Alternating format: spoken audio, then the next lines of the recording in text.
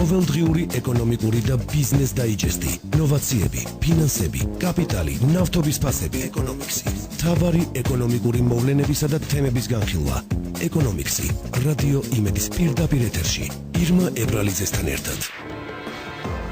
გადაცემა ეკონომიქსის გენერალური სპონსორია ჰაიდელბერგ ცემენტი. შენობის სიმყარეს ცემენტის ხარისხიც განაპირობებს. თუ მშენებლობას იწყებთ, ჰაიდელბერგ ცემენტი, უკეთესი მშენებლობისთვის. გადაცემის სპონსორია ლუდსახარში ზედაზენი. ქართული ლუდის კომპანია ზედაზენი და გერმანული ლუდსახარში ბიტბურგერი წარმოგიდგენთ. პრემიუმ ლუდს, კიონიკ პილსნერი. კიონიკ პილსნერ. დააგვირგვინე წარმატებული დღე. ბიზნესისა და ეკონომიკის სიახლეებით ეთერში ეკონომიქსის სტუდიაში ირმა ებრალიძე მუშაობს დილონ მშვიდობის. დღეს საქართველოში ევროპის რეკონსტრუქციისა და განვითარების ბანკის პრეზიდენტი ჩამოდის. სამდღიანი ვიზიტი დღეს იწყება. ვიზიტის ფარგლებში ევროპის რეკონსტრუქციისა და განვითარების ბანკის პრეზიდენტი შეხვედრებს გამართავს პრემიერ-მინისტრთან, ფინანსთა მინისტრთან, ასევე ეკონომიკისა და მდგრადი განვითარების მინისტრთან. წინასწარი ინფორმაციით ვიზიტის ფარგლებში დაგეგმილია საქართველოსა და EBRD შორის მიმდინარე სამომავლო თანამშრომლობის საკითხების განხილვა.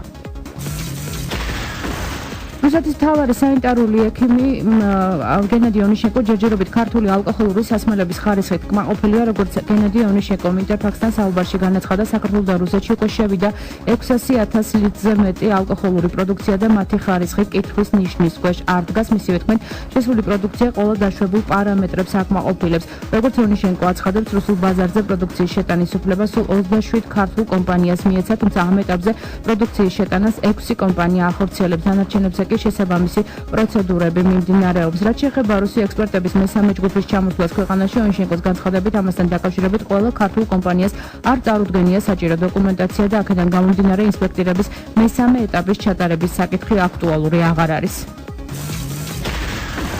ცოტა ხნის წინ ტურიზმის ეროვნულ ადმინისტრაციაში განათლების მინისტრსა და ტურიზმის ეროვნული ადმინისტრაციის ხელმძღვანელს შორის ურთიერთთანამშრომლობის მემორანდუმი გაფორმდა. თანამშრომლობის მიზანია ქვეყნის შიდა ტურიზმის განვითარების ხელშეწყობის მიზნით საგანმანათლებლო დაწესებულებების, მოსწავლეებისა და სტუდენტებისთვის ქვეყნის ტურისტული პოტენციალის შესახებ ცნობიერების ამაღლება, რაც მომავალი თაობისათვის მოგზაურობისა და ტურიზმის კულტურის დანერგვას ადრეული ასაკიდანვე დაეხმარება, აცხადებენ ტურიზმის ეროვნულ ადმინისტრაციაში. ეკონომიქსი, რადიო იმედის ეთერში.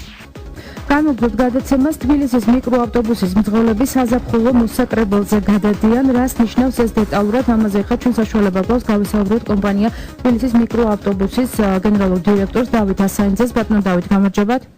გამარჯობათ. მადლობა რომ მონაწილეობთ გადაცემაში. ბატონო დავით, რას ნიშნავს საზაფხულო მოსაკრებელი, ანუ გადასახადი უმცირდებათ თუ პირიქით? დიახ. როგორც მოგეხსენებათ, ზაფხულობით თბილისის მოსახლეობის დიდი ნაწილი დასასვენებლად მიდის კურორტებზე და შესაბამისად მგზავრების ნაკადი კლებულობს. ეს შემცირებული მგზავრების ნაკადი, რა თქმა უნდა, აისახება მძღოლების შემოსავალზე. და ეს შემოსავალი შემცირება, რომ მძიმე თვითაც არ დააწვეს, ჩვენ გადავდივართ ობრივად ზაფხულის, ესე იგი, მარშრუტზე მოძრაობის საზაფხულო ტარიფებზე. მძღოლებისთვის ხაზი მინდა გაუსვა და შესაბამისად სხვადასხვა ხაზებს დიფერენცირებულად, იმით მიხედვით თუ რამდენი მგზავრი მოაკლდა, ეს გვაქვს დაახლოებით გაცვლილი ჩვენ და ეტაპობრივად დავაკლებს გადასახადს.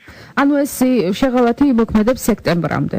15 სექტემბრამდე, როგორც კი სწავლა აღდგება და სწავლა დაიწყება უბრალოდ ამ მგზავრთა ნაკადის ის რაოდენობა აღდგება, რაც ჩვეულებრივად ახასიათებს თბილისს, მაშინ დაუბრუნდებიან ძველებურად ისევ ჩვეულებრივ გადასახადის ოდენობას. და ბატონო დავით, კიდევ ერთი პრობლემა, რომელიც მართალია არაერთი გაფრთხილების მიუხედავად მაინც პრობლემად რჩება, გულისხმობ კონდიციონერების ჩართვას მიკროავტობუსებში, იმიტომ რომ თავად მძღოლები ამბობენ, რომ ზოგიერთ მიკროავტობუსში არ არის კონდიციონერი, საერთოდ ზოგან კიდევ არ თავენ, იმიტომ რომ ეს ყველაფერი ხარჯებს უკავშირდება.